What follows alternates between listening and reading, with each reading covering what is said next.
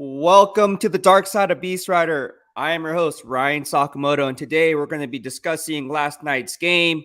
It was a valiant effort by the Las Vegas Raiders. I thought they played extremely well up until obviously it didn't end up the way we all wanted it to. But at the end of the day, it was a good game by the Las Vegas Raiders. Now, there are some questions that were brought up to me in terms of why Coach McDaniels went for two, and he explained a little bit in his post-game presser. I'm going to be talking to Coach McDaniels at 11:30, so I'm doing this live stream. It's going to be cut short on this Pick Six segment, so we're only going to do 30 minutes because I got to head out to Raiders headquarters and ask him and gain some insight on last night's game. But ultimately, I thought the Raiders did a very good job. There's a lot of good things that they did well. Now, there is no such thing as a moral victory. I truly believe in that. I think your record is what you are, and there's a lot of people out there saying, well, they should have been 5-0, they should have been 4-1, they should have been 3-2. Facts are facts. They're 1-4. I mean, those are the facts. They only won one game. It was against the Denver Broncos. And yes, all those losses came by single-digit points. We get it. But at the end of the day, it doesn't really matter how much you lose by.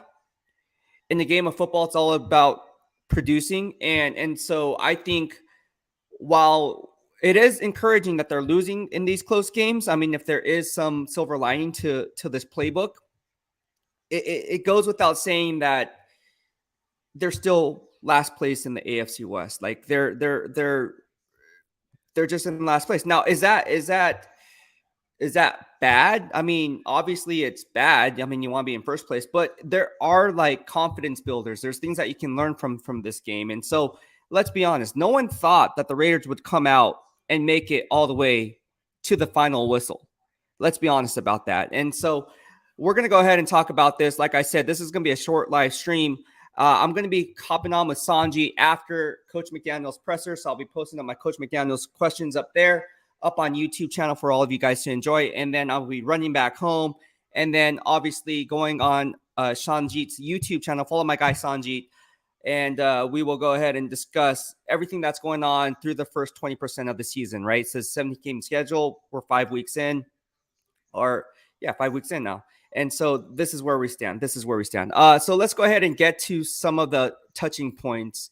And we will go ahead and get started here. So Coach McDaniels, 2 for the money, right? Do you go for the two-point conversion, or do you simply kick the extra point and trust your defense to back you up? Right. This is some kind of analytics that come into play, and ESPN's talking about it this morning, talked about it late last night. Do you go for 2-point conversion? The analytics will tell you yes. I'm a firm believer, and I believe I'm a very analytical guy, but at the same time, it's all about the pulse of the team in that specific game. For instance, if you're an 83% free throw shooter and you play for the Golden State Warriors and you're facing, let's say, I don't know, like name a player on another team, whatever. Right. And let's say they're a 90% free throw shooter, but yet in that specific game, they're shooting 4 for 11 from the charity stripe. Do you want to foul that guy at the end in a close game, even though he's a 90% free throw shooter? I would say yes. Why? Because the dynamics of that game are different from the sample sizes that we're pulling from the larger numbers. So in that regard, I would say yes. Foul that 90% free throw shooter. He's 4 for 11. He's struggling today. He's obviously mind-effed. He's mind-effed. Right. So when coming down to the 2-point conversion, this is what happened. If you guys haven't watched the game, or if you guys don't have ESPN, they were down 29-30. They scored a touchdown and they opted to go for 2 points instead of kicking the extra point and possibly sending it into overtime. Now, the question remains to be seen. Chiefs were going to be driving down the field. They have the best quarterback in the NFL. They have the best tight end in the NFL. Throughout the entire course of the game, they could not stop Travis Kelce. And it's like a game of poker. You don't remember the good plays. You only remember the bad beats. Kelsey got open 4 times in the red zone for touchdowns. So there's no guarantee if they're driving that you're going to get back all the way down to the opponent's 2-yard line, which is the Chiefs' 2-yard line, and then having to play catch up. So I can defend Coach McDaniels going for 2 because at the end of the day, you're playing to win. You play to win the game, like Herm Edwards would say. Hello.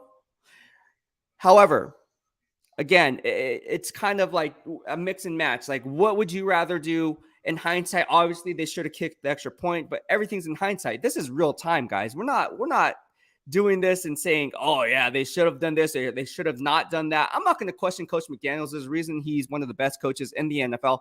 In fact, even though they're 1-4, like I said, like your record is who you are, right? But at the end of the day, it's like there are some positives to look at. There are some good positives to look at. So I really enjoyed last night's game. Like in a sense, I shouldn't say enjoyed. I saw a lot of positives. For instance, the offensive line. Who would have thought the offensive line would hold up? How many false start penalties were there? Yeah, there were some other penalties along the offensive line, but I thought they did a very, very good job, especially in that element, right? They neutralized the crowd early on with a 17-point lead. So that took the crowd out of their element. KC fans are left scratching their heads. ESPN had a fun time panning the field with people in the stands going, oh my gosh, how is this happening? Well, it's the Las Vegas Raiders. They're no laughing matter, even though they're 1-4 team. Like, they can beat you on any given Sunday. In fact, if I'm not mistaken, my man Jim Trotter, one of my mentors, you guys know him on NFL Network, obviously, he said that he wouldn't be surprised if the Raiders won their next 6 games. He said that's not clickbait, but he can see that happening. I can definitely see that happening. So again, all is not lost. The season is not over. They play in the AFC West. There's still a lot of games to be played. It's a marathon, not a sprint. All right. Now, because you're 1-4, it is becoming a little bit more of a sprint because as you lose each game becomes more like a playoff game and a do or die situation. But at the end of the day, I like what I see from Las Vegas Raiders. Take it for what it's worth. I thought that going for 2 points was not necessarily, I wouldn't say it's the right decision, but I can defend this situation. If it was me and I was the coach, I would have kicked the extra point and trust my defense to get it done. Even though they were struggling throughout, I would trust Coach Graham. I'd be like, hey, Coach, we're going to leave it in your hands, man. I know it's a tough task. They only have to drive, 60, not even like 50 yards maybe downfield if it was a touchback, and then they can be in field goal range. So can you hold up for the duration of that from the line of scrimmage to gain up until field goal range? And so I would have kicked the extra point and put it on my defense to go out and win that ball game. But at the end of the day, or at least kept it a 0-0 game, right? Heading into overtime. But, it's one of those things where I can also defend Coach McDaniels. Like I said, there's no guarantee that Chiefs weren't driving anyways. I mean, we saw it all game long. They couldn't stop Travis Kelce, which is amazing. So another question was brought up, Davante Adams, was it a bobble? Was it a catch along the right sideline? I thought it was a bobble. If you look at the instant replay, his left foot was planted, but the ball was not. It was moving. Like, I don't know what else to say. It was kind of like a double catch if you slightly slow it down in slow-mo. So I thought it was not a catch. I did think he had control of the football, but once that left foot planted and that ball kind of moved up a little bit, you can kind of see it rise a little bit, and you can kind of see some airspace in between the ball and his hands. You can kind of notice, it wasn't a catch, but hell of an effort by Davante Adams. In real time, I thought it was a catch. All right, so with that being said, let's go ahead and move on. I didn't think it was a catch. Kansas City Chiefs, Travis Kelce. We talked about it all game long in terms of scoring 4 red zone touchdowns. In fact, he had 25 yards, 4 red zone touchdowns. And I believe, if I'm not mistaken, that's the least amount of yards a player has had and scored 4 touchdowns.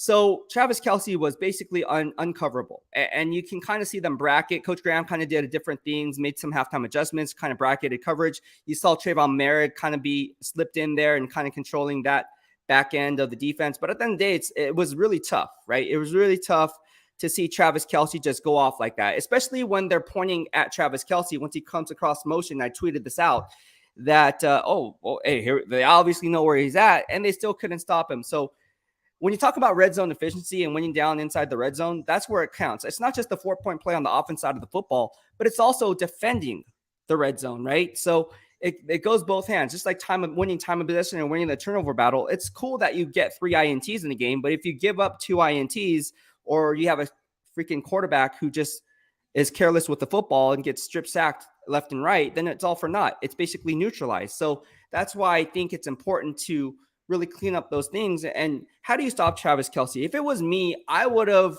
now again, it's in hindsight, but in real time, I was even tweeting this out. I would say, obviously bracket him, but make someone else beat you, right? We know that Travis Kelce can beat the Las Vegas Raiders. He did it. He did it single-handedly last night.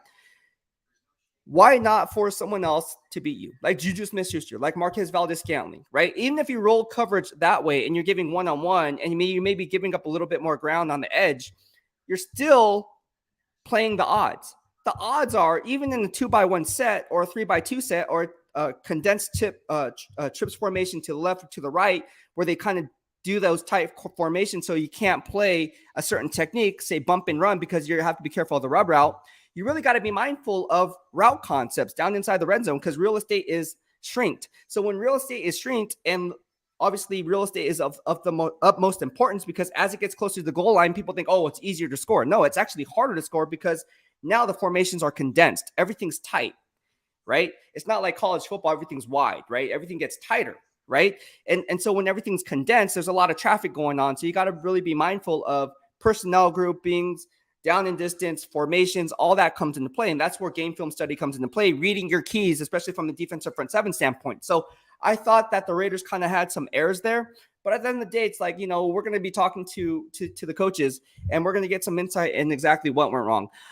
So like I said, there's a lot of good things that went in this game. There are some bad things. Mainly what I'm talking about right now is pattern matching, right? So I talked about it in earlier live streams. I talked about something that's called the Y-stick concept, right? What's the Y-stick concept? The Y-stick concept is something that's been used around the league, and I grade players around the league. I grade all 32 NFL teams. And you guys saw some of my tweets last night. I graded my top 5 edges, top 5 cornerbacks, top off-ball linebackers around the league. And offense as well, right? Who's the best wide receiver, yada, yada, yada, right? The list goes on and on. All right. But the Y-stick concept is something that every coordinator utilizes, right? And the Y-stick concept is basically where you have 3 wide receivers stretch on one side, right? So you can kind of move Kelsey to the strong side, to the weak side, and make it a strong side. But what happens is what you're doing is that flat wide receiver will take away that boundary cornerback, and then you'll have another wide receiver run a vertical, and that takes away the inside or the slot guy. And that leaves Travis Kelce or the tight end to kind of mirror and match based on what he's reading in zone coverage. So if he's reading that curl flat defender or hook curl defender, depending on the cover shell that's being applied on the back end in the red zone, he can either play man and understand it's man and say, I have a China route, right? You can go inside, outside release based on how the defensive back is playing their splits. Or if it's a zone coverage, I can just squat, right? Because I know once the wide receiver runs out, once my inside receiver runs vertical, that's going to leave a one-on-one situation in terms of that zone coverage. So all I have to do is dictate the coverage and dictate the zone coverage and how I want to see and finding that soft spot. So we seen this last night. I knew it was something that's going to be apparent. Andy Reid loves to do this. He loves to do a lot of window shopping pre-snap, and we saw it. And Travis Kelce was just amazing. There's a reason why he's the best tight end in the game. Ultimately, I still have the best overall tight end in the game being George Kittle due to his inline blocking, but it's one of those things where, like I said, it's a game that it's easy. Oh, how do you stop Kelsey? It's not easy. No NFL team can stop Kelsey. You can contain him, but you can't. It was really crazy. My man, Jeff KC, we have a lot of questions coming in. My man, Jeff KC, will say, I was impressed by Raiders play. They are a good team. And he's a KC fan. Like, we have all different fan bases here in the DOB. And so, like I said, I wanted to hop on this live stream before talking to Coach McDaniels at 11:30, because at the end of the day, I have a lot to say. And I'm going to be talking to Sanjeet about it on his YouTube channel. Go ahead and follow my guy Sanjeet. I'll be on his YouTube channel after Coach McDaniels presser. I'm going to go get my coaching presser, post it up on YouTube, run back home, do another live stream. Then after the live stream with Sanjeet, I'm going to go home. Well, I am home. I'm going to go up into the workroom in my crib, and I'm going to watch game film, turn off the lights, and watch some game film. And that's how I like to do it, because at the end of the day, so in order for me to formulate my analysis, I have to know what I'm talking about. Ultimately, this is what I saw from just the broadcast view. All right, just the broadcast view. This is what I saw, and there's a lot of things that went well, but then there's some things that went bad. Right? Here's the thing that was interesting. Why the heck would you man up Davante Adams one-on-one? Like, what are you doing, Coach Spags? Like, you really think Fenton can hold up in man coverage. You really think that your corners can match up one-on-one? Like, I understand the confidence level you have in your defensive backs and the challenge and the ability to compete going up against. It's Davante Adams. What the heck? That's a disrespect. If I was Davante Adams, I'd be laughing. And we saw what happened, right? Davante Adams went off. He only caught, what was it, three footballs? Yeah, 3 for 124, which is a 41.3 yards per pop and 2 touchdowns, including a 58-yard bomb. Like, what are we doing? Like, you're going to cover Davante Adams one-on-one. Best of luck. You don't have Tyrann Mathieu there. Sorry. Juan Thornhill definitely is not going to get it done. So when you have a defense like that, what are we doing? Like, I bet you Coach McDaniels is like, shoot, okay, 4th and 1. They're probably going to go man coverage outside. Let's just throw it up to Davante Adams. He's going to have a lot of real estate to work with. All you have to do is lob it up. It's basically, if you look at that play, it's basically like 3 flies up. If you watch Davante Adams going off his release, he already knew he was going to go and attack the middle of the field because it was a cover 0. It wasn't a cover 1 where I had safety help over the top. It was a cover 0, which means there's no help on the back end. It's mano a mano all the way through. And if you know that and you can have the speed and you have the ability to stack the defensive back on top once you gain the inside hip of that defensive back, it's all for naught, because when you're kind of getting friendly with the quarterback with all that real estate to work with in the middle of the field, from that, whether it's from the numbers to the hashes or the numbers to the opposite hash, it's a free release and it's home sweet home. And that's why you saw a house call by Davante Adams. What are we doing? Anyways, I wanted to point that out. That was one of the things I was like, what are we doing? Davante Adams just killed. He just killed the Kansas City. I'm sorry, Kansas City Chiefs are hurting without Tyrann Mathieu. And in my grading system with the New Orleans Saints, I'm surprised that Dennis Allen is not using Tyrann Mathieu like he used, like the Chiefs used Tyrann Mathieu. In fact, Tyrann Mathieu is playing more as a single high safety, not so much down inside the box. So I thought that was a real head scratcher for me, because I like Tyrann Mathieu when you kind of use him in a variety of different roles. Same thing with Chauncey Gardner-Johnson, who was traded to the Philadelphia Eagles from the New Orleans Saints. When I'm running grades on that guy, I see the same parallels. I don't see the Eagles actually using him in the role that the Saints used him with Dennis Allen. So you kind of see the game of musical chairs there, but I just don't see it. I just don't see it through 4 games graded. Now, week 5, I still have to grade, so that might change my line of thinking. But as of right now, that's what I see. Traditional free safeties all the way across the board. All right. So there's some typical Raiders football, always finding a way to lose. Albuquerque Turkey says. All right. Daniel Jr. Mills, my man, says that was a good game. Adams is a beast and should not be covered 1-1, but that last play though. Yeah. I mean, running into your teammate, that was, again, we had this conversation with Coach McDaniels earlier. If you remember the Tennessee Titans game, I don't know how I remember this. Anyways, I'm like a sponge. I absorb everything that everyone says. Remember that Tennessee Titans game, right, where Darren Waller was running. It was a scramble play. Darren Waller ran across inside the red zone, and he kind of intertwined with Davante Adams. And Coach McDaniels said, well, Davante Adams kind of got that inside release. He wasn't supposed to be there. Or I shouldn't say that. I shouldn't say he wasn't supposed to be there, but he got an inside release and that kind of crossed the hairs, so to speak. And they were kind of in the same area. With this, it kind of same thing applies, right? You see Hunter Renfrow, who's one of the best route runners of the game, get tangled up with Davante Adams downfield. So I don't know if that was a crosser. I don't know if that was a design crosser where Hunter Renfrow is maybe supposed to go underneath that route. I don't know. I have no idea how they were supposed to play that. I have to watch the coach's film in order to see how that plays out. But I thought that was very interesting that on the last play, like you said, it was one of those things where very frustrating, if that's the word. Very frustrating. All right, so SVT Basket, in my opinion, we both played a great game and they just executed better. We have room for improvement. Yes, absolutely. The Raiders absolutely have room for improvement. Absolutely. And it was one of those things, like I said, that look, the Raiders were 7-point dogs. They were 7-point underdogs. All right, 7-point underdogs. And they came back and they fought. They fought all the way through. So is there no moral victories? No. But is this a learning experience? Absolutely. And like I said, like, I'm very confident that the Raiders will be just fine. And that's funny for me to say that because they're a 1-4 team and I may be biased because I cover the Raiders. No, I'm not. I keep it 100 all the time. I really truly believe the Raiders are still a playoff football team. Now, call me crazy. I don't give a damn. But at the end of the day, that's what I see. I still see a playoff team because they're very well coached and they have good players. Now, there's other players who aren't getting it done, like Chandler Jones. But at the end of the day, at least we have Edge Max Crosby, who in my grading system is graded out at the first team All-Pro level. Like, this guy's just a monster, right? And I talked about it on well, I can't really talk about it on Twitter. Well, yeah, I can because I'm on live, but I tweeted this out. It's like talking to myself. I tweeted this out on my grading system, right? So, you look around the landscape around the NFL and the defensive front seven players when it comes to edge players and so forth. And Max Crosby is ranked number 2, right behind Khalil Mack. And anybody who says Khalil Mack is washed up, you ain't watching the game film, man. The guy is not washed up. He wasn't washed up last year. He wasn't washed up this year.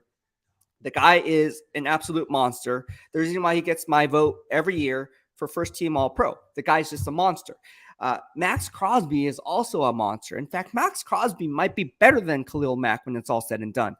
I know that sounds crazy, and I know that sounds out there, but Max Crosby to me is probably he's definitely one of my favorite players to watch in the NFL. I like his nonstop motor. I like his relentless pursuit. I like his leadership ability, both on and off the football field. I think that's something that not too many people talk about. Yeah, they talk about, he's a leader off the field, but exactly what makes him a leader off the football field? Well, he does everything the right way, from nutrition, from diet, from sleeping patterns, from everything in between. The guy is just getting it. Everyone I talk to within the organization has told me that Max Crosby is the gold standard, or should I say silver standard. So Max Crosby is a guy who is earning every single penny due to that long-term extension. And by the way, if you guys don't know, he's about to have a newborn addition to the family. So we all he has that dealing with. That'll be really fun for Max. But no, it's one of those, and exciting for him, I should say. But it's one of those things where Max Crosby is just a monster. Like, the guy is just a beast. Like, he's beast approved. I like Max Crosby. Like I said, I grade other players, the best players around the league, whether it be Khalil Mack, Joey Bosa, Nick Bosa just tore his groin strain or tear, whatever you want to call it. He's out, but he's been playing at a high level. Cameron Jordan's also playing at a high level. I'm just doing this. All the people I grade. Grady Jarrett's playing. Grady Jarrett. Sorry, Grady Jarrett. Jerome Boger, you're horrible. Jerome Boger, if you're watching, you're horrible. I don't know how Jerome Boger continually F's up games. Like, if Jerome Boger is officiating game, do not place your bet. Do not place your bet. Don't do it, because he wants to be the X factor. That's the X factor, Jerome Boger. We all saw it in the Super Bowl against the Baltimore Ravens and the San Francisco 49ers, and that's where I caught my eye. And that's why I ran my article that got thousands of shares, thousands of likes, whatever, for Fansided when I was the editor of Niner Noise. Look, the guy is horrible. And from that point on, I was like, who is this Jerome Boger guy? And I started keeping track. And from, what was it, 2011, 2012? He's been horrible ever since. Like, the Beast receipts check out. I always put him on blast because he's bad. He's that bad. Like, you cannot tell me Grady Jarrett should have been called and flagged for roughing the passer. What are we doing? What the heck? There has to be some protection for defensive players. Maybe because I'm a defensive guy, but there has to be some protection for defensive players. That's all I got to say. If that happened to Max Crosby, like Chris Jones, even though he plays for the Kansas City Chiefs, let's be real, that was not a roughing the passer, Carl Sheffers. And yes, Carl Sheffers is the same. If I'm not mistaken, isn't he the same? He was either the NFC Championship referee last year or the Super Bowl referee last year. I can't remember. Anyways, it's interesting because we kind of see some parallels here. It's like, man, like, what are we doing? What are we doing? So it's really important when you look at the officiating crew, because are they going to call it tight? I know when I played and I knew that officiating crew was there, I knew if the guys were going to call it tight or if they're going to call it loose or let us play, right? There's definitely a parallel between the two. So yeah, that's just, I just want to get that off my chest. Thank you, Daniel Jr. Middleton, for the super chat and super sticker. I appreciate the love, man. It means a lot. We have a lot of stuff coming through here. I got to get going. I got to press it with Coach McDaniels at 11:30. I also have to prepare for Sanjeet shortly thereafter. After I come back home, I'm going to be on Sanjeet's YouTube channel. So go ahead and follow my guy, Sanjeet. A lot to talk about. I don't know what else to say other than it's really it was interesting to point out. I am happy that the best five, when you talked about formulating the best five of the offensive line, I do want to talk about this. I do want to talk about how I liked how Dylan Parham, the trio, and I tweeted this out during the game, how the trio of Dylan Parham, Andre James, and Alex Bars is really held their own, right? Now, are they going to be insurance starters for 2023? We don't know. But we did see Thayer Munford in there at right tackle. We did see some kind of mix and match. So they're still kind of formulating the best five because iron sharpens iron. We heard this around training camp.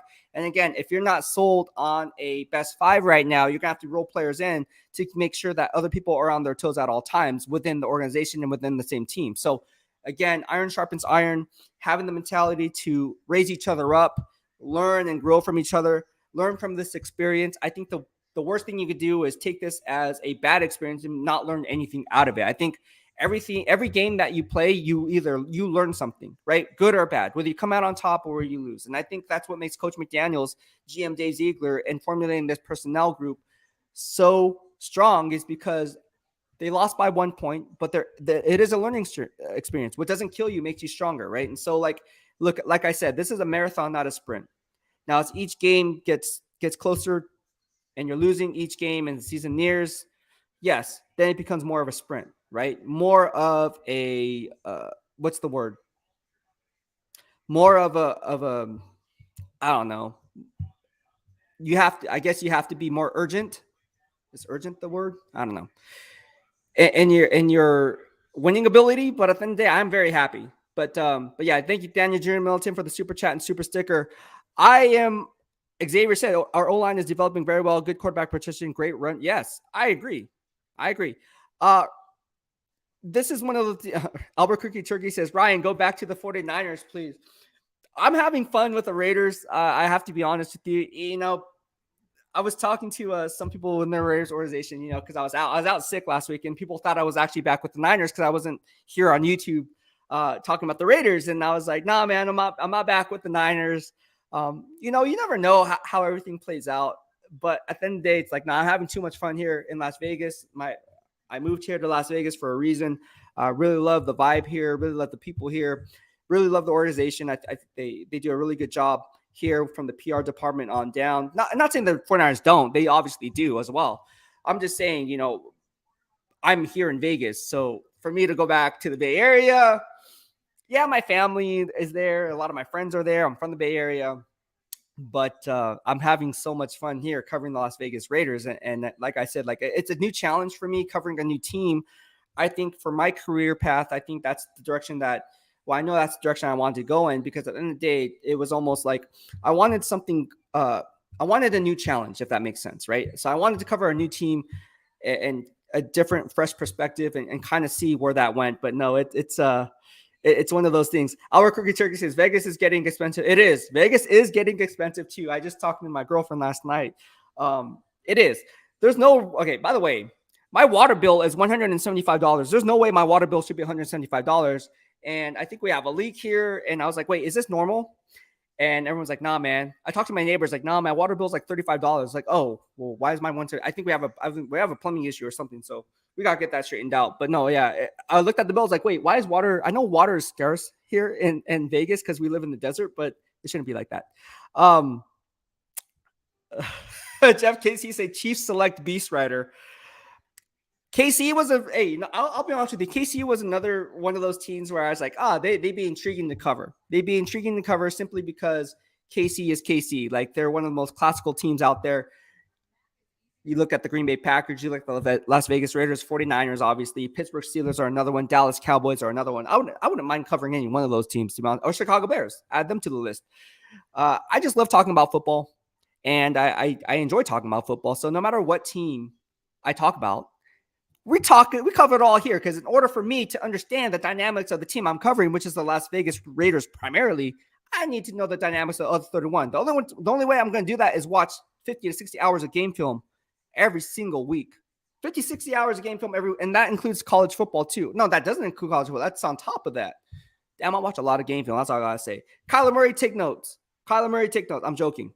Kyler Murray's a beast. And so it's funny how this guy does not study. Just think how good he would be if he studied. If he put in 50, 60 hours like me, he might be a first-team All-Pro quarterback. I'm just saying. That's all I'm saying, man. But yeah, we got my man Dennis from here. Dennis on vacation. He's in El Salvador right now. Dennis, how you doing, my man? Pleasure to see you here. But yeah, it's interesting to see how this all plays out. Philly or Cowboys? I'm going to go ahead and get back to you guys on this. I will answer this on a Pick Six live stream next. So save that question for me, and I'll get back to you. I got to head out. I got a presser with Coach McDaniels in 30 minutes. So I got to head out. Luckily, I live just down the street from Raiders headquarters. Thank you for tuning in. I had a fun time. Stay tuned for Coach McDaniels' presser as we answer questions on last night's game. If you haven't liked or subscribed to the YouTube channel, please do so in the lower right-hand corner of your screen as you stay up to date on all things Beast in real time. Take care for now. Have a good Taco Tuesday. I'll be back on Sanjay's live stream, I don't know, in an hour or so. And that's it for now. I got a lot to talk about. Take care, BEASTwriter. Out.